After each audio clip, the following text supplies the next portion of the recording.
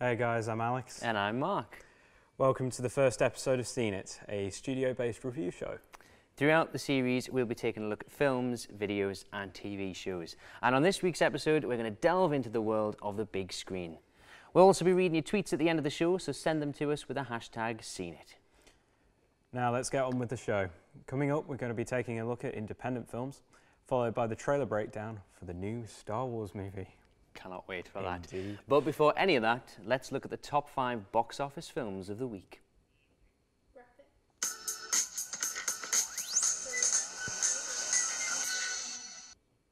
In at number 5, The Boy Next Door, starring your favourite girl from the block, J-Lo.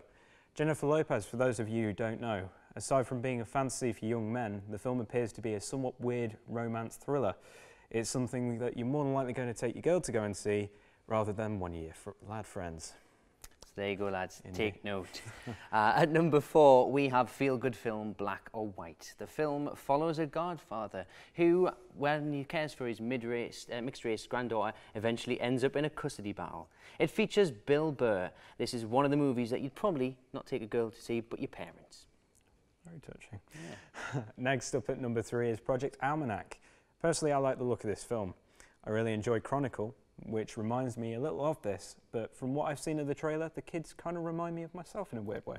Well, there you go. Yeah. There you are. Number 2, and just missing out on first place, is Paddington Bear. Oh. Love this one. Yeah. It's one for all the family and has the odd cheeky joke thrown in as well for the parents. There are some hilarious moments and a few sticky sweet moments, and we're not just talking about his marmalade sandwiches there. And finally, taking the top spot this week is American Sniper. Let's take a look at the trailer.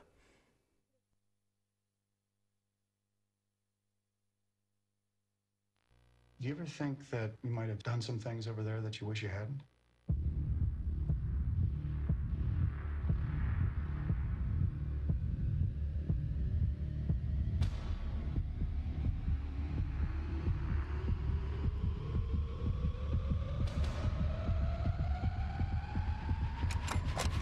I'm willing to meet my creator and answer for every shot that I took.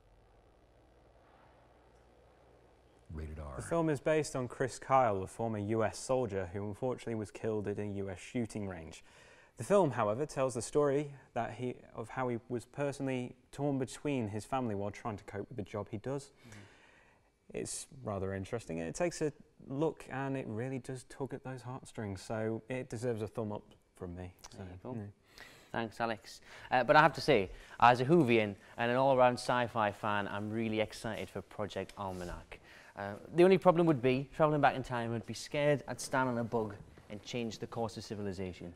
Yeah, you wouldn't want that, would you? No, unless it made me president of the world. Frightening, but very, very interesting. Think about that one for later on. Anyway, now it's time to have a look at our indie film of the week.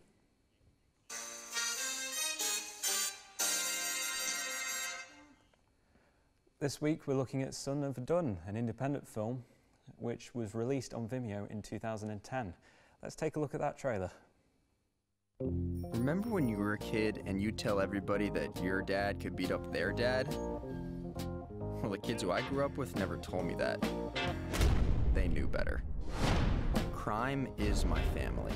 Having a mob boss for a dad creates what my therapist calls a traumatic childhood environment. Bathsheba and Jezebel are going to be your new nannies. College was my chance to escape, but they say once you're in the mob, you're in for life. Hey, the prince has arrived.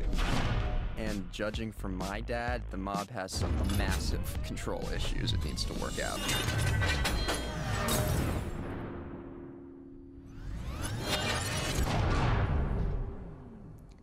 The film stars actor Jonathan Barron, who went on to star in Haunted High and The Shadow People, and it's also got Jim Calloway, who starred in the famous Charlie's Angels films. Interesting. The film itself follows a young boy whose father is a don in the mafia. He wants to have a normal life, just be normal, go to college, get a girlfriend, that sort of thing. It's really funny, got some funny scenes in there, so it's definitely worth a watch. Yeah. So. Talking about things that are worth a watch, it's time that we had a look at the fantastic trailer in our trailer breakdown.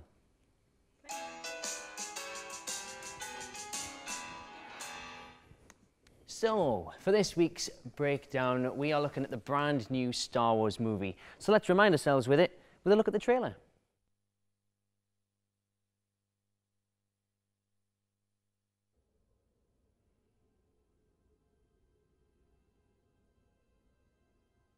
There has been an awakening. Have you felt it?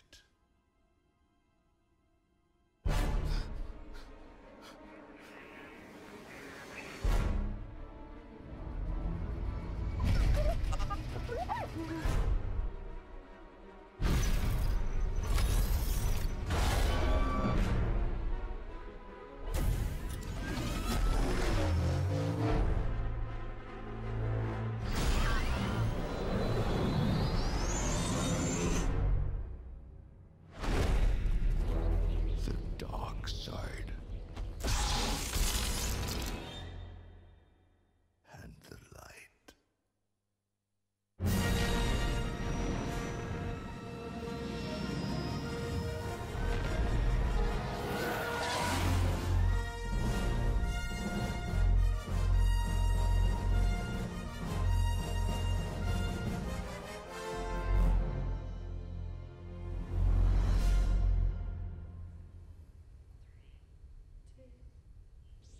I mean, come on, that looks awesome.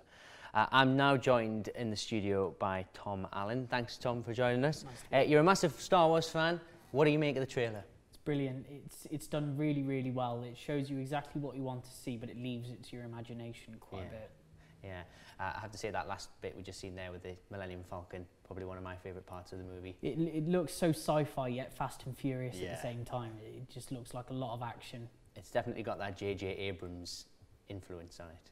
Well, after he did the Star Trek films, it's a good thing, really. He really ramped the series quite well, so it's a good thing. Definitely. And that little droid that just popped on before as well, apparently that's actually a real working model? Yeah, it is. It's not CGI at all. It's a fully working model, remote controlled as well. It's quite interesting. Yeah, it's nice they've gone back to that. Yeah. That sort of puppetry thing.